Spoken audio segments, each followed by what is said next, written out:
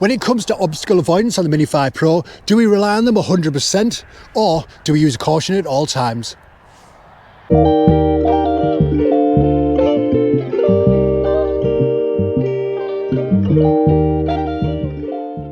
Right, okay, so I've got the drone up in the air. What I'm going to do first is I'm going to try it out on this building right here and fly it towards that and see exactly how it does with the brake as well as the bypass, and then we'll go over there where the branches are and test it over there. I'm more worried and anxious about the trees because they're very wiry, it might not see it. Obviously there's a few spots on the drone where it can't actually see exactly where you are.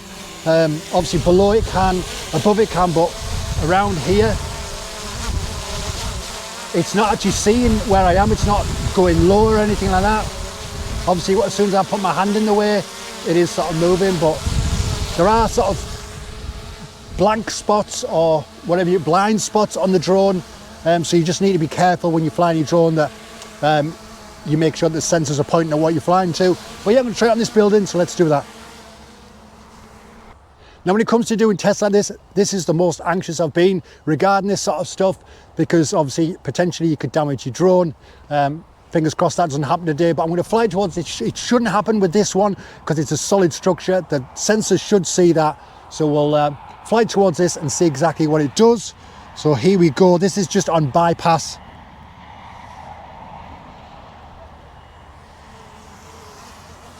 And it bypasses it straight away and goes over the little corrugated iron work over there. Bring it back around again. Obviously you can see that there's something there. So what I want to do is, obviously it was near the roof area, so I'll bring it back round. So hopefully it shouldn't detect the camera. I'll move out the way, but I just want to see what it does when it goes near to the bottom of here. Actually I'll go under here.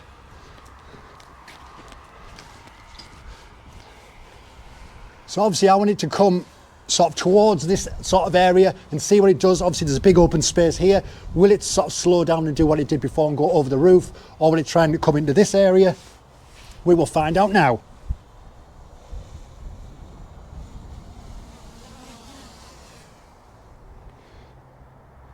So there we go, it completely went over there the same as before. It didn't even bother coming in here. There is an open space here. It has been in here before, but I just wanted to see exactly what it does. I'm going to bring it up so I don't hit anything and turn it round. Now what we'll do is we'll go over the other side here. There are some trees over here and they're quite wiry trees. So we'll take it over there and see how it deals with that in a moment. But first I'll show you the brake. Obviously you know exactly what's going to happen, but I'll show you the brake on this. Bring it back round, fly it over. I love flying this drone, I think it's awesome. In the menu for the obstacle avoidance, we'll stick it on brake. Make sure it's not on off, because that would be a nightmare, because it would just smash straight into the building. And we'll do it again. And fly it towards it. There's that brick wall. There it goes. And as you would think, it gets...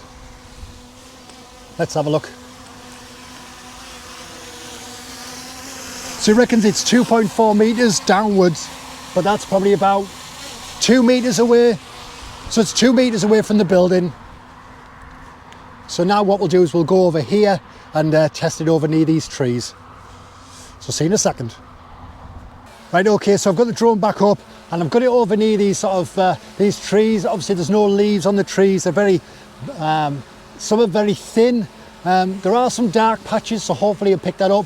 This is the test that I'm more nervous about, because you can still see like daylight through the trees. It's not as solid as the farmhouse over there. But I've put it on brake to start off with to see what it does with brake, if it actually brakes before it hits the twigs. And we'll go from there.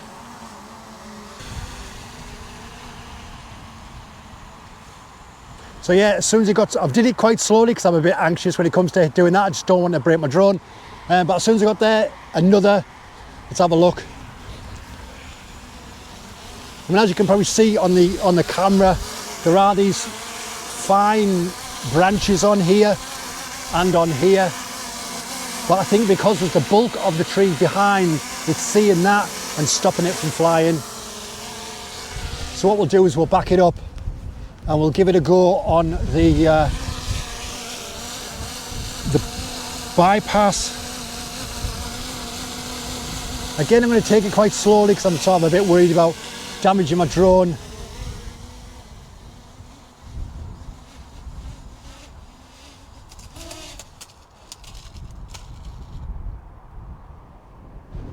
No, didn't work, it crashed. But as you can see there, it tried to bypass, but unfortunately because it was going over there, I could see it starting to struggle. There's some very fine branches over there that it can't see. The sensors aren't amazing on the drone when it comes to those fine leaves. Obviously it hit the propeller and fell down. Luckily, it's landed in the tree, so I'm hoping there's no damage. So I'll go and check that out. I'll be back in a minute to do my final thing and just let you know exactly what the damage is. See you in a second.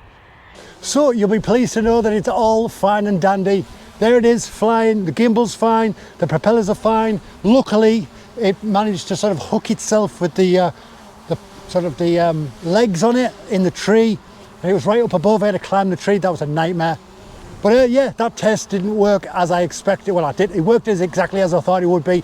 I thought it would brake perfectly fine when it saw the darkness of those branches. But then when it tried to bypass, obviously you can see daylight, the sensors aren't picking up those fine twigs. It caught the propellers and obviously it's then flipped over and landed in the top of that tree. But as you can see for yourself, all's fine, everything's good. Andy's more relaxed knowing that he doesn't have to send the drone back to DJI. Yeah, so I'm going to bring the drone down and then I'll do my final recap of that. All good. So there is a lesson learned. Obviously when it comes to obstacle avoidance, I am cautious anyway when flying my drone. I tend to sort of try and keep away from those sort of areas and buildings. When I'm doing point of interest shots, I try to keep a few meters away so I can go all the way around without any issues like I did with the Neo. I will be doing that with the Mini 5 Pro when the better weather comes and I can find some great places in Yorkshire and all over my travels.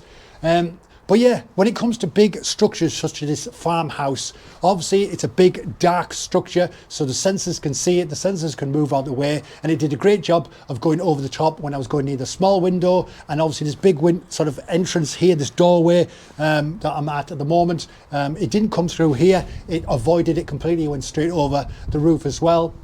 I was a bit worried whether it would go over the roof and hit something over there.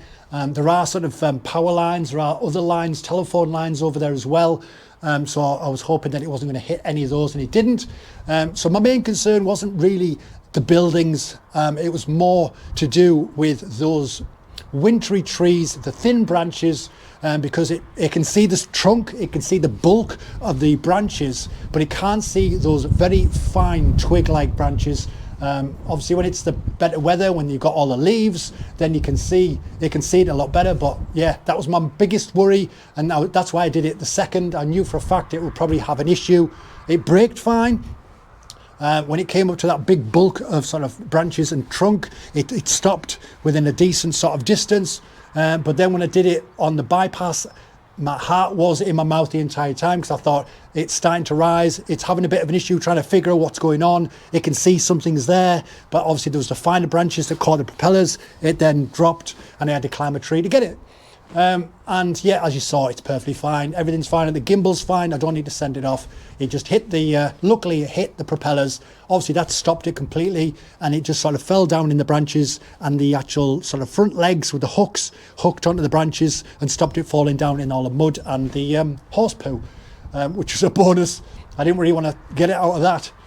So yeah, so I think I've just taught myself a lesson. Hopefully I've shown you something in this video. I'm staying away from trees, and buildings are fine. Anyway, hope you've enjoyed this video. Hit like if you have. Let me know in the comments how you're getting on with your drone flying.